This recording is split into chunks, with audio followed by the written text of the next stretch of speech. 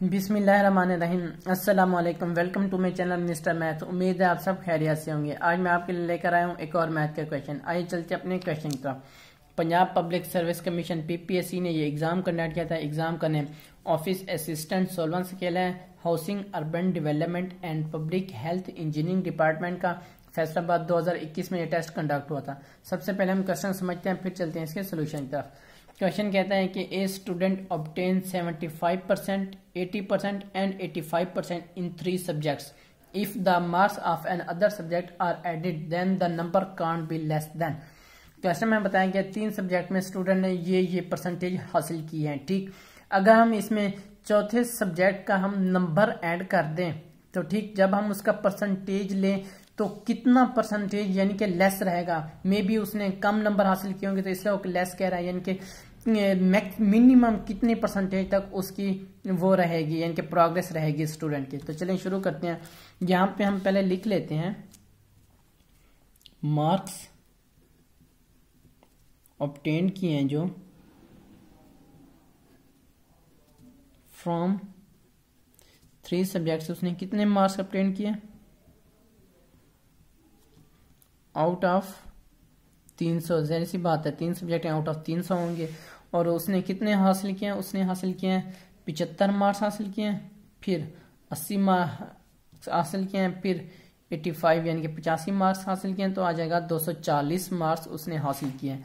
अब जो new subject के हम मार्क्स ऐड कर दें, हम अगर न्यू सब्जेक्ट के मार्क्स ऐड कर दें, जो हमारे पास न्यू सब्जेक्ट के मार्क्स होंगे वो या तो ग्रेटर होंगे, ठीक, या तो इक्वल होंगे 240 के। लेकिन अब इस बार आउट ऑफ 400 हो जाएगा, क्योंकि इसमें 4th सब्जेक्ट का भी नंबर जमा हो गए हैं। ठीक, ये न्यू मार्क्स 240 के इक्वल होंगे या उससे ग्रेटर होंगे। तो हम इसकी एवरेज ले लेते हैं कि कितनी एवरेज रहेगी। यहाँ पे हम मिनिमम एवरेज ले लेते हैं। मिनिमम अगर उसने कम से कम भी नंबर हासिल करें तो मिनिमम एवरेज ले लेते हैं हम उसकी। मार्क्स कितनी आएगी? तो ज़ाहिर सी बात है 240 है 4 सब्जेक्ट में, तो हम इसको 4 से डिवाइड कर देंगे। 4 से हम डिवाइड करेंगे तो हमारे पास आंसर आ जाएगा 60 आ जाएगा। यानी कि 60% तक इसकी एवरेज रहेगी। 60। अब इसमें क्या कहना है? इसमें ये कहना है कि अगर उसने चौथे सब्जेक्ट में जो मार्क्स हासिल किए हैं वो अगर 0 होंगे तो मिनिमम 60% तक उसकी एवरेज रहेगी इन द 4th सब्जेक्ट।